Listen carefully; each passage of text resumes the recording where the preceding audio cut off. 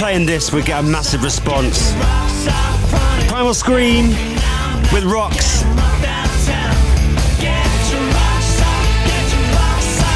Next it's Sarah Cox, then Joe Wiley, then Keris Matthews, then Trevor Nelson. Tomorrow morning, Mel B is on Breakfast with Gary Davis, and I'll see you tomorrow. This is Radio 2. On BBC Sounds. And on your smart speaker. Play BBC Radio 2. BBC News at 4 o'clock. This is Justine Green.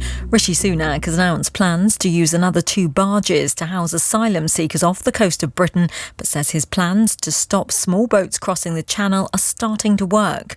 The vessels are in addition to one due to dock in Dorset in the next fortnight. Speaking in Dover, the Prime Minister also said a returns deal with Albania was acting as a deterrent and led to nearly 2,000 people being sent back. The MP for Dover is the Conservative Natalie Elphicke.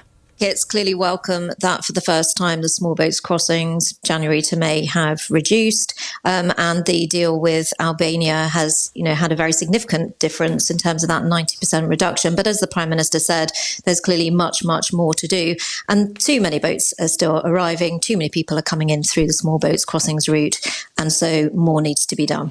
Labour said Mr Sunak's speech contained nothing new. Ukraine's Deputy Defence Minister says their forces are moving to offensive operations. Hanna Maliar described the eastern city of Bakhmut as the epicentre of hostilities. Earlier, Russia said that its forces had stopped a major offensive in the Donetsk region.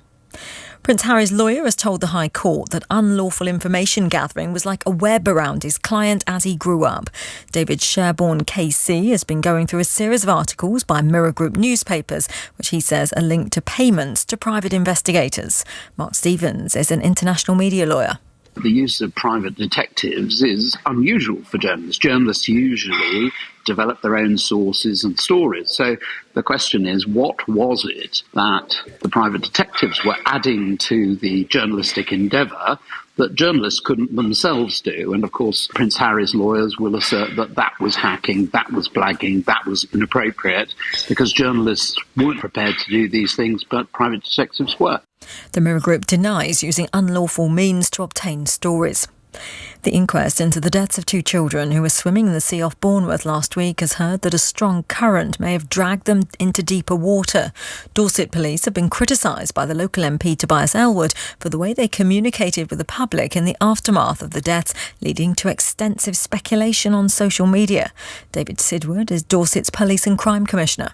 Dorset Police said that they were looking at weather, wind and water conditions. And the boat, which I understand has been the centre of some speculation, is one facet of the very complex investigation.